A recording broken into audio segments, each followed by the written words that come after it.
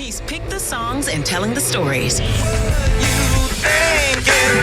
What You Thinkin' with Red Hot Chili Peppers frontman Anthony Kiedis starts now on Whole Lotta Red Hot. The first tune that I've selected is a song called Nervous Breakdown by a band called Black Flag, who I want to say are from Hermosa Beach, California. They came out in 1979 on SST Records, and this song featured vocals by Keith Morris, who would later go on to rock with the Circle Jerks. And we love the song. We used to play it electric live maybe in the late 80s as a regular part of our set.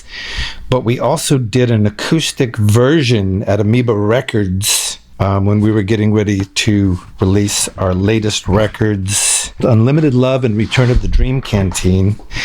It's fun to play in a record shop, that's for sure. It's fun to hang out in a record shop. So yeah, that was a fun show. John was sitting down with an acoustic guitar playing Nervous Breakdown by Black Flag. The song I would like to introduce to you on What You Thinkin' is a song called Eddie, which is a song that we wrote when we were writing for Unlimited Love.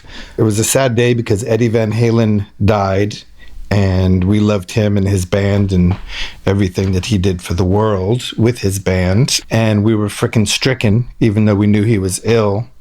The finality of Eddie leaving this world had a real emotional, spiritual, psychological, energetic impact on us. And we all came to rehearsal the day after Eddie died, and Flea just started playing this bass line, which he had written upon hearing the news of Eddie's death. And we all joined in kind of effortlessly, which happens sometimes when we're writing music.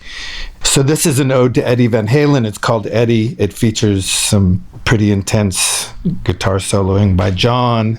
Clearly another nod to Eddie's wonderful life. And then when I was recording this song vocally with Rick Rubin on the island of Kauai sometime later, Rick was really befuddled by the lyric of the chorus, because it's very non-literal, and it doesn't say, "Hey Eddie, we miss you, you've passed away, thank you." It says none of these things. It kind of makes a few odd esoteric references to Flying V guitars and, imagining what it would have been like to be Eddie, making some mistakes in life, hanging out with his friends in life, maybe some debauchery in life, maybe some not taking care of yourself some days. And that whole song is kind of through the vision of what it would possibly be like to be Eddie. So I don't like always writing in the extreme literal sense. And Rick was like, what is the song about? I don't understand it. I was like, it's okay. It's not really meant to be clearly understood. It's just meant to be felt. So this song is called Eddie.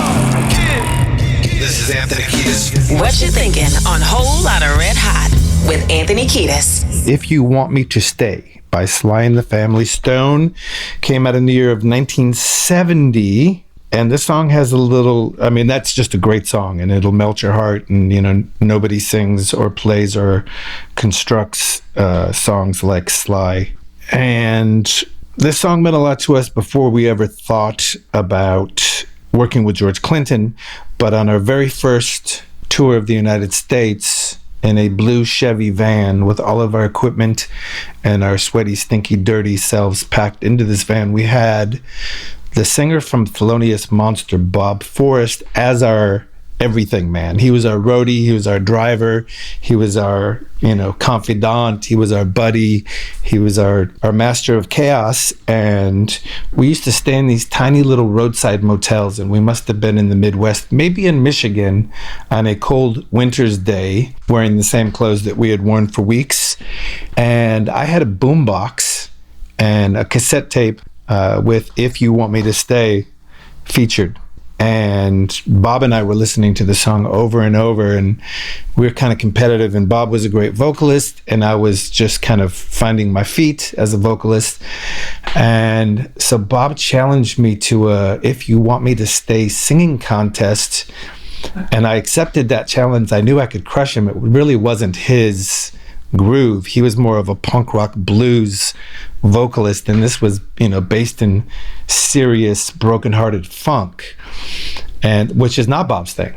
So we found a housekeeper for this motel And we pulled her aside in the middle of her work morning, and we said, will you please be the judge of this singing contest that we're about to present to you? And she's like, yes, I will. So Bob took a crack at singing a verse of If You Want Me to Stay. And I looked at that woman dead in the eye and I said, okay, here's my rendition. And I sang her a verse, and without hesitation, she pointed at me and said, there's no contest, you won. And Bob was a little more demoralized than I might have expected him to be. I thought he'd slough that off and, carry on with his thing, but he was crushed. Later, we would go on to work with George Clinton as a record producer for our second record called Freaky Styley. And possibly because of that moment at the motel, we decided to cover the song, which was biting off way more than we could chew, mainly for me. And I became nervous. Like, now I have to sing it on the mic, the whole song. It's quite musical. The timing is unique. You can't hold a candle to Sly, no matter how you try. And I went to George's house and we went fishing for the weekend.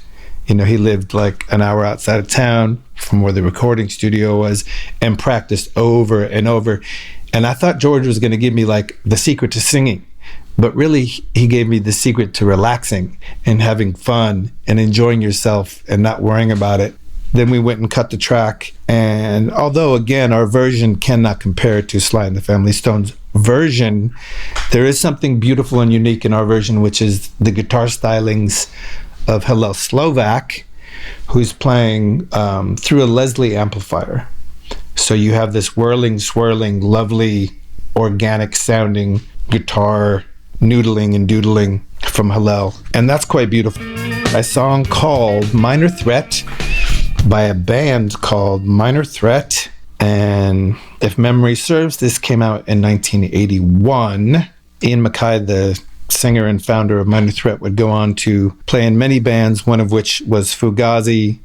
Anyways, when Flea and I lived together in 1983 in an apartment off Hollywood Boulevard that had no front door because it had been removed by the landlord, we were messing ourselves up with heavy abuse. You can imagine, you can fill in the blank. And Flea got sick and tired of feeling messed up from all this self-induced abuse. And he decided to memorize the lyrics to another Minor Threat song called Straight Edge. Beautiful tune. And that was the kind of the planting of a seed whereby maybe drugs are not the way. Maybe there's other forms of changing the way you feel through music and love and exploration and adventure and things that don't make you feel like shit the next day. So Flea was bummed out. He was going through it. He was depressed, and he found Straight Edge by Minor Threat, and that kind of pumped him up to find a new way of life. It was the beginning, many false starts.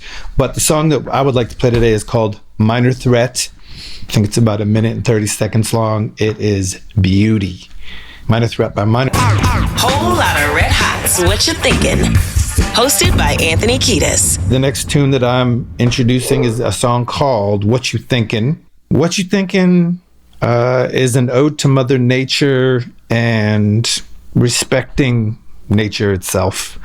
The funny thing about this song is I knew it was a decent tune, again referring to the wily Rick Rubin. After a day of recording vocals on Whatchu Thinkin', he was walking through his driveway the next day, and I was inside my car, so I couldn't hear him, but I saw his mouth, and I could have sworn he was singing the chorus to Whatchu Thinkin'. I'm like, what? We just did that yesterday. He doesn't know that song yet. And I opened the window, and in fact, he was singing to himself the chorus of Whatchu Thinkin'. So I was like, that's a good sign. He's like, oh yeah, I love the song. I love singing the song. Reach Out is in fact on Return of the Dream Canteen. And the only thing I have to say about Reach Out is it's very fun to play. And when I showed John the lyrics for Reach Out and sang him the part, he was like, I have a song called Reach Out, right? And I was like, no, I didn't know. He's like, yeah, one of my solo records, I have a song called Reach Out. And I was like, oh, never heard it. He's like, no, it's great. It's great that we now have 2 songs called Reach Out. So someone better reach out. White Braids and Pillow Chair. So this is the love song. I was with a girlfriend from many years ago, and we took a little road trip to Ventura, California. We sat in an old vintage coffee shop, getting some greasy spoon food, and I saw this couple, and the woman had brought her own pillow to sit on at the diner, and she was with her mate, who is this kind of Native American looking dude who had the longest, whitest, most beautiful, radiant braid you've ever seen. And I was like, that's White Braids and Pillow Chair. They're in it for life. And it just kind of stuck with me. And then one day that became a song. So enough of my yakking. Thank you for tuning in to Whole Lotta Red Hot. This is Anthony Kiedis talking about Whatchu Thinkin. There's another song that I forgot to put on my list for Whatchu Thinkin, which is a song by Paul Simon. That's the same Simon from Simon and Garfunkel. When Simon and Garfunkel broke up, he put out a solo record right afterwards or sometime afterwards, and there's a song on there called Mother and Child Reunion.